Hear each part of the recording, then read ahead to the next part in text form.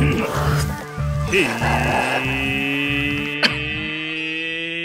4:20 somewhere, and right now that somewhere is right here. So hello and welcome to the Cannabist Show. I'm producer Vince, and here's your host, Ricardo Baca. Vince, how's it going? Thank you for that, and to everybody joining us today, welcome to the Cannabist Show, where we talk about all things weed. That's all things. And that is the serious marijuana news and the not always serious stuff as well. In fact, if you pop onto the site right now, that's thecannabist.co, you will see stories about Alaska marijuana regulators moving glacially with their pot regulations. You stole my joke. About cannabis startup incubator Canopy postponing its inaugural San Francisco class. For San Fran, we'll wait. And about a Colorado infant that is currently receiving CBD oil as treatment at Children's Hospital Colorado. 2016 is awesome. Of course, producer Vince is in the house. Dude, how have you been? I've been great, dude. It feels so good to be back here in Colorado. I was in San Francisco all of last week, or 2 weeks ago, however long it's been since the Broncos Super Bowl win. It was fun to cover that. It was great to be out there, but it cost us an episode, and I'm so happy to be back in studio with you this week making up for it, dude. How have you been? Dude, Broncos in the house, right? I mean, one of the best defensive performances of all time. All time. I'm doing great, man. Everything's great. It's rolling papers, opening week. We're going to talk about that some just in a little bit. But for now, Vince, you ready for the week in weed? I asked you before I left for San Francisco if we could start in Colorado, but now that I'm back, can we start here one more time, dude? Dude, all right. We are starting this week in weed in Colorado, where we finally have final 2015 data for marijuana sales in the state. Oh, finally, it's only February. So the question everyone wants answered, though, did pot shops here sell more than $1 billion in recreational and medical cannabis in 2015, Ricardo? You know, Vince, they did not. But they came close. You know, licensed and regulated marijuana stores in Colorado sold $996,184,788 worth of recreational and medical cannabis in 2015, and that's according to new data from the State Department of Revenue. Oh, wow.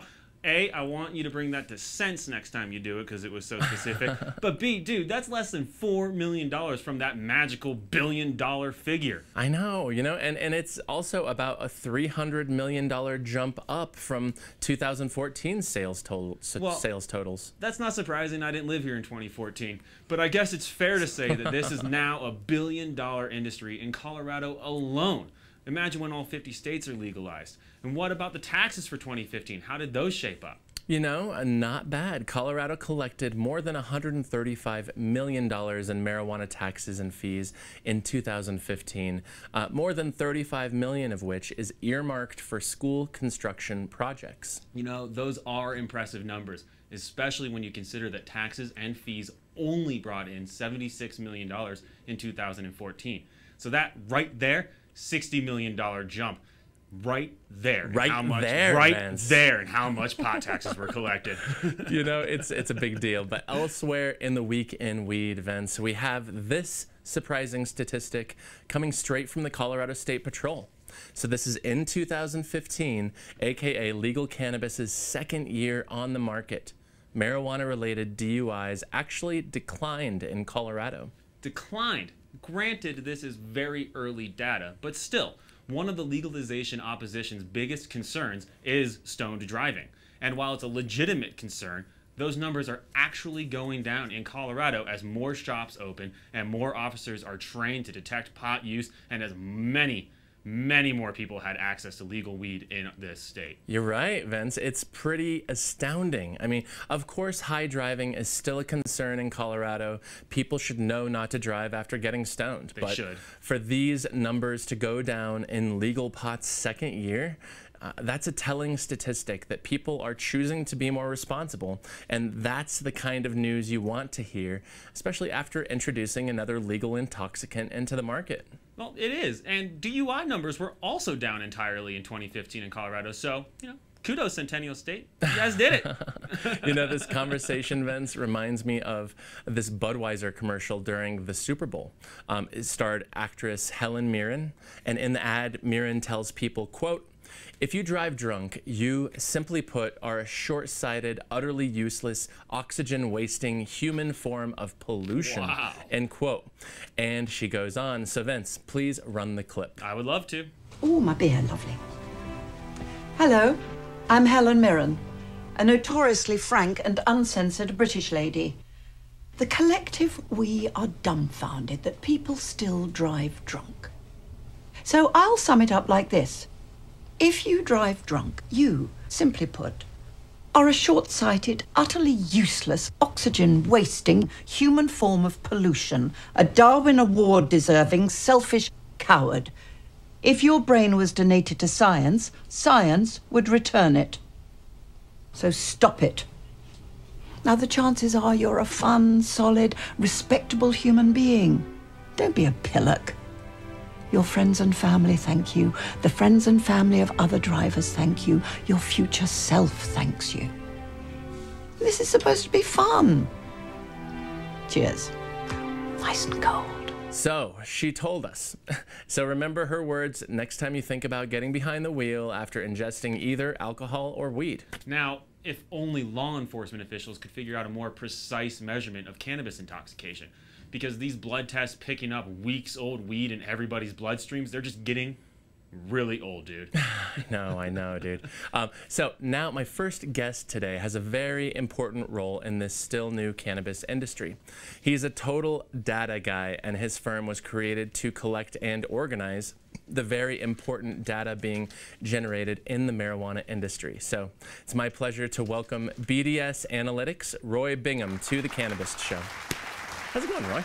Excellent. Great to see you, Ricardo. Pleasure seeing you. Thanks for having me. We met a couple months back at the City of Denver's Marijuana Symposium. Yeah. What did you think about that event? I thought it was really proactive, and I've talked to people, regulators from other states, who were really thrilled to come in, be invited in by Denver to learn about how to regulate the industry effectively.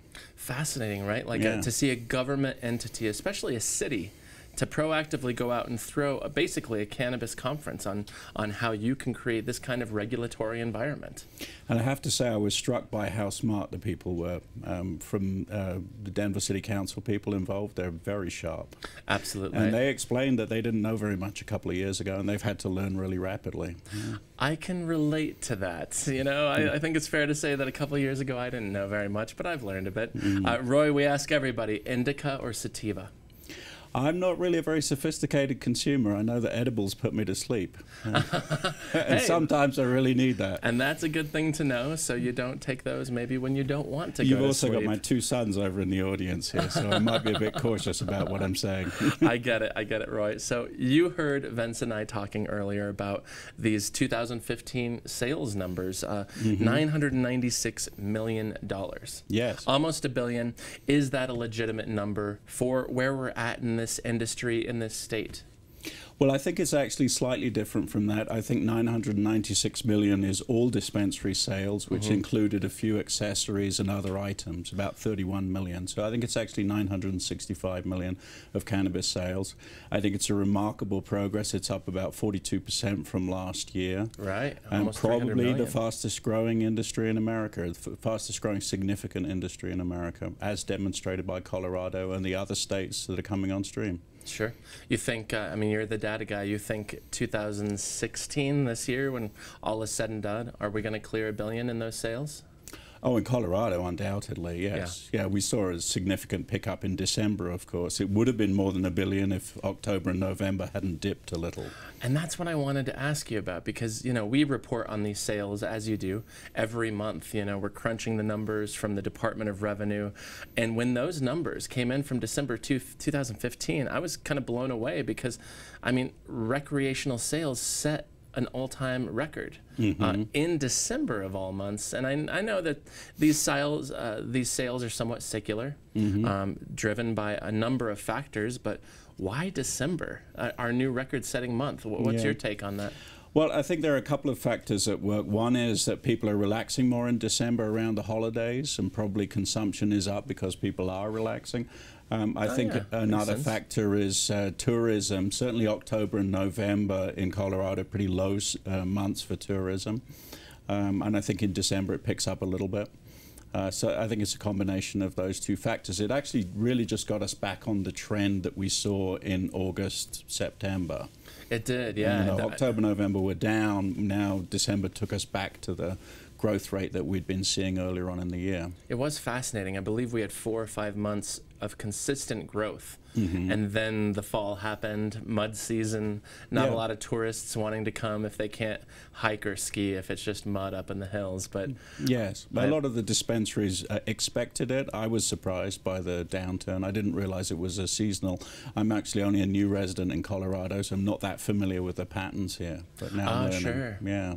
Yeah, look back at our data from last year, which I'm sure you've replicated by now, but definitely saw that dip in those touristic off seasons. So it's fascinating to see this adopt those patterns. I mean, tourism matters in marijuana sales, at least in this state. So, yes. Yeah. Your company, BDS Analytics, has also gathered lots of data from Washington State, of course. Yes. And I'm curious, from your perspective, especially since you're the numbers guy, how are Washington and Colorado's cannabis economies similar, and also how are they different? Well, the first difference is that Colorado's is much larger. It's almost 4 times larger. But Washington State is growing very rapidly. More rapidly than we're growing. This year it's going to grow faster, yeah. Colorado's about 42%, Washington State more than 50% growth. Oh, wow, okay. Last year. So obviously, because of the regulatory situation, they're a little bit behind Colorado, and we're seeing differences in the patterns of sales as well. Colorado in the 4th quarter of last year was about 63% flower sales, and about 20% concentrates, and about 12% ingestibles, edibles, basically. Washington looks like Colorado looked about a year ago in that respect. So flower sales were more like 68%. Concentrate sales were lower. Ingestible sales were a little lower. Fascinating. So what do you take that to mean? Is it simply after we've lived with this for a little while, maybe we're willing to stray from what we're familiar with, which would of course be flower sales? I think so. I think there's some very effective advertising going on associated with vaporizer consumption and the use of concentrates with vaporizers. We're seeing a significant amount of branding on the ingestible side, some very significant companies in Colorado now who are doing some outbound marketing that's effective, and so people are testing and trying it out for the first time, for example. And so we've just seen a little more maturity in that market towards the branded products. And I expect that will continue. And we're already beginning to see the start of flower being branded as well by, you know, some providers too. Indeed we are. Yeah. I believe that might be making an appearance in the pot quiz later on. So interesting. Just an FYI. Going back a little bit though, you know, what do you attribute Washington's expanded growth to at this moment? Is it because they were starting at a place of fewer shops and it's easier? Uh-oh, Roy. Excuse me. Oh, that's a first. That's a Cannabist Show Look at that. That's first. Patrick Ray from Canopy Boulder there. He's probably calling to explain why they postponed the new class. The San Francisco class, exactly. But why Washington? Why are they growing faster than Colorado? Is it simply because they had fewer shops? I think it's just a relative recency of the legalization process there. So they're really only 18 months in. Sure. So we're seeing this, you know, very rapid adoption, which is what we saw in Colorado as well. You know, that first 18 months was sort of 100% growth in Colorado. I don't know, you know the statistics on that. I wasn't here then, but yeah, it was extremely rapid at the beginning. Yeah, I mean, when you think back to January of 2014 especially, it was literally less than 35 shops open on January 1st. Yeah. And that expanded, you know, massively as the months went on. But Roy, thanks so much for coming on. We look forward to having you on again, and we're going to chat with you a little bit here shortly. So I look forward to the quiz now. Yeah, exactly. We're going to have some fun. Before we introduce our next guest, though, I am going to throw to our very own Doctor of Dank. His name is Professor Pat for this week's entry in the New Cannabist Lexicon. Dabbing. See also dabs. The newest activity of the subculture within a subculture, dabbing refers to dropping concentrates onto a hot surface, nail, skillet, etc., and inhaling the resulting vapor via a rig which is usually made of glass and sends the vapor through water. as in, are you kidding me? I'm not going anywhere today. I've been dabbing like crazy. All right, thank you for that, Professor Pat. Now on to our next guest, who is a longtime friend of mine and a very important artistic voice in the Rocky Mountains. She's the director of the Denver Film Society and the Denver Film Festival. Not to mention, she is a producer behind the new documentary film, Rolling Papers. It's my pleasure to welcome Britta Erickson to the Cannabist Show. How's it going? Good. Thanks for having me. Wonderful to see you too. We have known each other more than half my life. I figured that out when you called me about the doc. Old. No, we're not too old. It's just been a long time. That's right. You were like 18 and an intern here at the Post, and At the I was Rocky. producing theater. Yeah. Oh yeah, you were at the Rocky. I was at the Rocky, the other newspaper. You were pre-curious. It was called just the Acoma City Center. Yeah. Yeah. Well, Good thank memory. you for coming on. You haven't been smoking too much to have lost those. I know. My short-term memory is intact, thankfully. I was a late comer to weed. So, Britta, sativa or indica?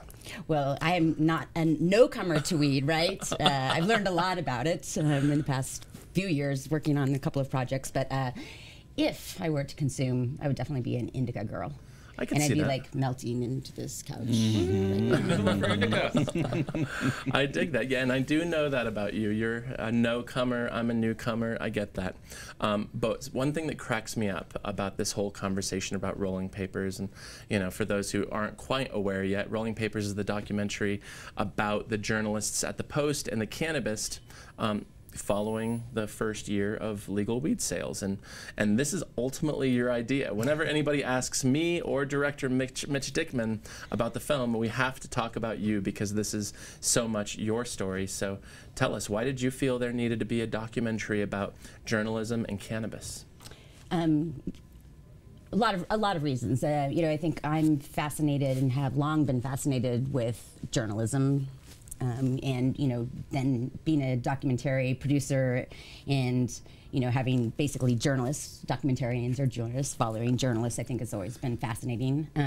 So partially that's how specifically Rolling Papers came together. I'm also interested in Denver stories. I'm a Denver native. I'm a Colorado native. I'm interested in what happens in our state. I'm, very into politics and following the politics at the state level. And there was an early incarnation of this project that I was working on with Daniel Youngie and Allison Greenberg-Millis and Davis Coombe, who all ended up participating in this second incarnation, which became Rolling Papers. But I'll tell you what, that was, we started that project in 2010. I was fascinated with this thing that had happened was that the state legalized medical marijuana, and then all of a sudden everyone was trying to stuff Pandora back in the box. Like, how do we regulate? All these things that came up in city council meetings, and kind of trying to backtrack and figure out the rules. So we were following that story. We were following it through Rob Corey, who's leading medical marijuana attorney in the state, and was a big part of that story back in 2010. The thing with that project, though, is the pendulum just kept swinging, and I felt like, well, I just don't see the through line, the place where we get to the end to wrap this up and be able to bring a film to an audience. That was an ongoing story. Yeah, it was ongoing, and so we all got busy and moved on to other things and other projects, and because I'm not, a marijuana lover or a consumer, I don't have any problem. I have lots of friends who consume and know lots of people who consume and know a lot more people now that consume. Some of my best friends consume, really. I work in the film industry. Everyone in Hollywood thinks this is the greatest thing ever. They're like, you live in the future. We want to come to your film festival. We want to come to your film festival, exactly. It's like it's like a standard stop on the way to their film screenings is the dispensary. So we kind of moved on, and we kept in touch, on certain things that were being raised in that sphere of what was going on in the state with the legalization of medical. But we really thought, okay, well, we have to wait until the state of Colorado maybe legalizes, or at least puts it on the ballot, and then maybe legalizes recreational. That'll be a game changer. But at that point, I still didn't know really how we would approach the story, because it is such a big story, and you can see in Rolling Papers, we just touch on some of the things that legalization have affected industries. It's affected, it's created job growth. It's created a better tax base. New industries have cropped up around it. People are getting photographers are getting work, bakers are getting work, real estate agents are, living large on, warehouse space and things like that. But it was my aha moment, and the reason that, you got put on the hot seat for a year and we followed you around with a camera was the day in December that it got announced that you were going to be the first ever marijuana editor of a major daily, and that there it was, like my love of journalism, my love of you, and thinking you're a really fascinating person and have had a fascinating career, even though you're so young still. So young. This aha moment of, oh, there's the lens. There's the lens to tell this story. And so picked up the phone immediately and called the team and was like, I've got it. We're going to make a movie about marijuana and the legalization of recreational. But we're going to follow Ricardo, and we're going to follow the Denver Post. And I'd previously made a film that the Denver Post was a major strain of that story, which was the Democratic National Convention in '08 that happened here in Denver. I made a film called Convention. And followed some of your other colleagues. Yes, you did. Made some of them cry. I'm glad you didn't cry at all, or at least not on camera during rolling papers. You never know what happened in Uruguay. Stuff that was not on camera. And the producers didn't get to go to Uruguay. That is like the biggest disappointing thing. We're like, yay. Well, I think it's great. What a trip that you started this process in 2010, thinking it was going to be about medical, and now it turned out to be about recreational, and it's finally hitting theaters in February of 2016. Clearly you were involved in the creative process. I know I was in touch with the director and the director of photography very intimately, and they were in my home and my workplace. But what surprised you most about what happened in that year of filming from January 1st to December 31st of 2014? Well, that you stuck it out with us. That surprised you the most? Come on. Well, the day I called you, you were like, "I'm not that fascinating." Yeah, that's true. And I'm like, "Oh no, yes you are." You'll eventually get so used to us, you won't notice we're around. And actually, the way Mitch made this film, and I loved recently in a review that I read that it's way more Maisels than it is Michael Moore. He hasn't injected himself into this stock. It's fly on the wall. It's direct cinema, which is I think is my favorite kind of documentaries. So yeah, I mean, it was great that you let us in and that we could tell this story, and that your other colleagues let us in. I guess it wasn't that surprised. I think that you're journalists and you all were ready to have the camera turned on you, and you knew you were at this moment of this, blossoming industry, and you've got an industry that you work in that's struggling. Let's be honest. Print journalism and this kind of reinvention. I think that you fairly all thought, okay, well, we're doing this experiment. Let's document it as if it's time capsule, and I think you trusted our team. Surprised along the way, the questions that the reaction to not just legalization, but then why would we make this movie? You definitely, sure. You have the angry soccer moms, and nothing against moms, I'm a mom myself, but who are like, why would you show the state of Colorado in this light? And that constantly surprised me when I would hear that. Because it's the reality. The voters voted for it. We legalized. Why wouldn't we document that? This is a major moment in history. Right. So that was surprising. Some of the reactions I would get were surprising. Well, that leads perfectly into my last question with you. But somebody asked you directly on social media today, I noticed on your Facebook, if the film was balanced. And that's certainly something that I've heard Mitch and Zach answer in multiple Q&As at film festivals. But I also know that you and Mitch have talked before about how Rolling Papers is not an issue film. So maybe that balance isn't a part of it, maybe it is, but can you talk about what that means? What is an issue film, and what is Rolling Papers if it's not an issue film? It's a great question. An issue film is, in my definition of it, and I watch a lot of movies, being a director of a film festival. Issue films are advocacy films. They're singularly trying to, show some issue, and they typically are slanted towards that issue. So maybe Who Killed the Electric Car is an issue film. Exactly. Okay. I think most people classify docs as issue films, and that's not necessarily always the case. I mean, there can be personal docs, you know, bio docs. Those aren't issue docs, right? Sure. I mean, they're not advocating for anything. You know, and I argue with people that this film is just as much, if not more, about journalism than it is about the issue of legalization of recreational marijuana. We learn a lot about what's happened in this state, and it's part of the reason we told that story. I mean, there's been plenty of movies made about journalism, and great movies, and movies that have inspired me, that I think that we brought some of those influence into this. Is it balanced? Yes, I think this is a really balanced film. At no point did we set out to say, you know, we think this is right or wrong.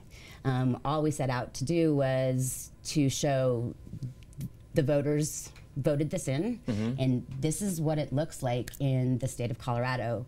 You know, this is the first year, and we didn't know what it was going to look like on January 1. You didn't know what it was going to look like. I had no idea. We didn't know if there was going to be mayhem in the streets, and you know, all the horror stories that happen with, you know, legalization happening, and all the things that Nancy Grace assumed were about to happen. So if it's not an issue film, what is it?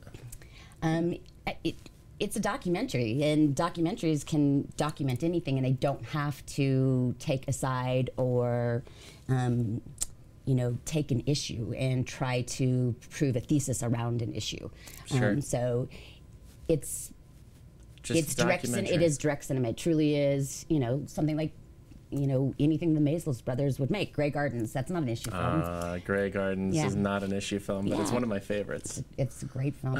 in a lot of ways, this is also a character study of people who work in journalism and who also work in the cannabis industry. So, you know, it's a character study of you. I've been emailing with Gorski, who I haven't talked to in a while, who has not seen the film yet. And one of my old colleagues at the Post. We call him Spock. I really enjoy, like, you know, the character study of your boss, Mr. Greg Moore, who I think is one of the funniest people out there. So. Yeah, absolutely. Well, and likes to be asked if he's high. We get a good reaction from him on that. I'll have to ask him that after this taping. We'll head over there. I want to bring Roy back into the conversation, and this is a question for both of you. So, as you both know, Colorado Governor John Hickenlooper and Denver Mayor Michael Hancock are both starting to come around to this idea that a legal, regulated marijuana market can work responsibly. This is new, especially for those two guys, but, you know, to see them come around, to see others start to come around, do you guys agree that this can work responsibly? Roy, let's start with you. Yeah, I have no doubt that it can work responsibly. And I think it is about regulation rather than legalization. It's about setting up an industry so that it is sensibly regulated, well covered in terms of issues like pesticide concerns we've had recently, etc. So that there are really good standards established so that the people in the industry know what they're doing relative to those regulations. And so that the consumer understands and feels confident in what they're purchasing. And they're getting there. I mean, one of the moments in the film that I've talked about a couple times in the last couple days in interviews is when we tested 10 different edible products in February of 2014. They'd been on the shelves for less than 2 months, and it just turned out they were all over the map in terms of potency because the state had yet to set those potency lab testing requirements. Then the state did that, then the state caught up with residual solvents and microbials, and now the state is catching up to the pesticide conversation. But do you feel, especially through your work in data, have you been able to determine if Colorado's regulations make more sense than Oregon's, or vice versa, or Washington, Alaska? I know Alaska is running a little bit slow in this, but I can't say no. No, I haven't. I can't tell who is regulating better. There is certainly a lot of attention among the regulators about the details of what's happening in one state versus another. I like the openness that Oregon is showing at the present time with the Liquor Control Commission. They've invited us to join one of their committees so that we can help them with the data. And they're very interested in sharing the Colorado experience as well. And I think it's, you know, as we talked earlier on about the Denver City Council hosting that symposium, I think that was a great example sharing going on among these regulators. Yeah. Britta, what's your take? I know you're not inside the cannabis industry, but you're certainly looking, especially through the lens of this film, and this has been a very big part of your life. So do you agree or disagree that this can be done responsibly, sensibly? Certainly, and I think Colorado really did do it the right way. You know, the sky didn't fall. It's, you know, there's been some real positives to it, and you know, in taking the time between the voters voting in November of 2012, and you know, first day of sales on January 1st, 2014, taking that time to put the right regulations in place, you know, kind of being these pioneers, these, you know, and we're Westerners. I think that we blazed a really good trail for other states to look at, and I'm glad that the governor and the mayor are coming around to it. I know that, you know, I'll be honest, I voted against Amendment 64. Convinced by the governor that it was going to be bad for the state's business, that we wouldn't be able to attract. You weren't alone, major businesses, and that also has not been proved to be true. I mean, maybe we've lost some corporations that haven't come here, but I think we've made up for it when those statistics and those, you know, revenue numbers you were just throwing out at the beginning of the show. Our economy is certainly not hurting. And so I think it's been a grand and successful experiment on all fronts. And I think I loved your anecdote from earlier. Can you share with us, maybe not naming names, but you have thrown 2 major film festivals here in the state since legalization, and a couple smaller ones as well. So is that really true that artists or filmmakers come here and they want to stop by the dispensary before they go to their hotel or to the festival location? It is very true. And, you know, interestingly, and I will throw out a name because I know he won't mind. It started, actually, the festival was going, we overlay election time because we're in November. So when Amendment 64 was voted on, that was dead in the middle of the festival. I had Andy Garcia show up like 2 days after the election, and he was like, "Where do we go buy it?" And I'm like, "No, that's a year down the road there, Mr. Garcia. Andy Garcia was psyched. We will not be buying that." So yes, you might have had some avenues at the time, though, that helped Mr. Garcia. I'm sure someone on my staff might have figured out how to help him out, but yeah, and it is interesting to people who work in the film industry, who are artists. You know what it's like. You know, that it's an interesting experience to take first timers into a dispensary or take them on a grow tour, and believe me, it's a good percentage of them that come to either the Denver Film Festival or have come to the Stanley Film Festival that we did in Estes, where there are no dispensaries, so lots of stops in Boulder on the way up. I'm sure. Yeah, and I think whether they're consumers or not, they want to they just want to see it, experience what it's like. And I was actually talking to a Deadline reporter today about you in rolling papers, and he was asking because he has yet to experience what that's like. And I said, you know, if you go to certain of these dispensaries, and it's like, it's not your expectation. It's like walking into a really nice boutique, and you know, everyone's really nice. Bud tenders are all really nice looking. It really is. That's cool. You know, I always encourage people to do it, even if they're not buying. It's like go in for 5-10 minutes. This is historic, what's happening here. You'll thank yourself later. So, there's you guys, no question about that. I come from Rhode Island, as you know, and out in the East Coast, obviously things are happening in Massachusetts now, for example. But I say to people who have reservations about cannabis being legal, I say come to Colorado and just go shopping, travel around, talk to people, and you'll probably change your mind. And I've seen several people said, "Oh, it's nothing like what I thought it was going to be. It is just like going into CVS or Walgreens or something." Fascinating. You know, and then they change their opinions. You know, we're more afraid of the unknown than anything, aren't we, when it comes down to it? I think we've learned a lot about that, in the last couple years. The unknown, and the fear that's associated with it, and the fear that's been associated with this substance for decades. It's time to overcome a lot of that, but it's also time to talk about it in a realistic manner about what this really means. And truth be told, we won't really know for 8 or 9 years, won't we? But it's the time for the pot quiz, you guys. I wish we could talk about this all day. Roy, we're starting with you. Oh, okay. How this works is if Roy gets the question wrong, the answer wrong, you get to steal the point, vice versa. But we're starting with you, Roy. You ready? Okay. All right. So, beating Vegas to the punch, the Smoking Gun Apothecary is attempting to bring together strippers and pot by opening its doors directly across the parking lot from what famed Colorado strip club? I didn't realize you were a Rhode Island guy before this, but this is a pretty famous Colorado strip club, so we'll see how you do. And it's called the Smoking Gun Apothecary. Fascinating, but I have no idea what the famous Colorado strip clubs are. Well, that's either a good or bad thing. Britta for the steal. Do I get bonus points too if I have the nickname for that place? No bonus points, but you should throw it out regardless. All right. Well, it's Shotgun Willie's. Ding. Shotgun Willie's. Shotgun Willie's. And the nickname? And it's called the Glendale Ballet. No. Yes. That's the nickname? Yes, oh, really? that's how you get around not telling your wife that you're going to the strip club. I've heard it called the Gun. I'm going to the Gun. Okay. Yeah. But never the Glendale Ballet. That's hilarious. Yeah. Okay. All right, Britta, here is your question, your first question. Name the public figure behind the so-called first multi-territory celebrity pot brand. Hint, he's a medical marijuana patient, actor, and advocate who once went up in smoke, and his product is available in Colorado, Arizona, and Washington State. Cheech. No. Roy for the steal. How about Willie Nelson?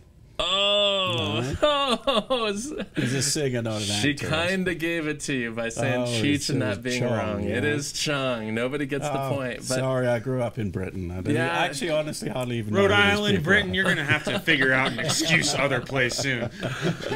Oh, so have you never seen Well, Up I in know Smoke? Helen Mirren very well. You talked Yes. about her. Absolutely. We saw that clip. Have you not seen Up in Smoke? No. Might It's be on worth- Netflix. Nice. You should go watch it. Yeah. It's on the U.S. Netflix. It's producer Vince approved, so and it's very funny and it kind of stands up all these years later. Yeah, Tommy Chong is the one selling these products in those 3 states, and I think he's calling it that simply because some bigger names have come into the mix now. Wiz Khalifa, Bob Marley, Snoop Dogg, whoever else. And my favorite pot smoker, Seth Rogen. Oh, I thought about asking you some questions about him earlier, and I was like, I doubt Britta would talk about that whole ordeal. Does he have his own brand now? No, he doesn't have his own brand now. No, I don't think he's going But that he's a route. big fan.